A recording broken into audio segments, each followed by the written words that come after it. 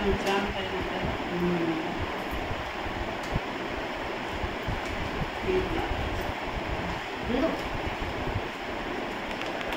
একটা বড় পাওনা।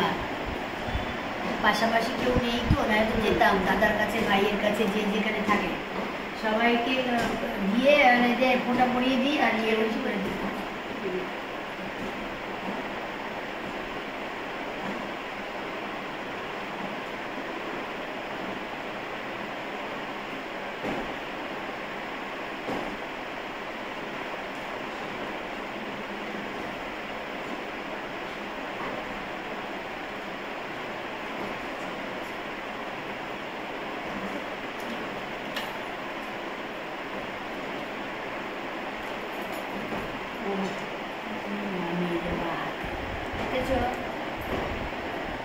এক বছর বন ফোঁটা দিয়েছিল কেউ আমাকে, সেটা এখন আউট অফ ফর্ম হয়ে গেছে, ঘরের বাইরে ঘুরে।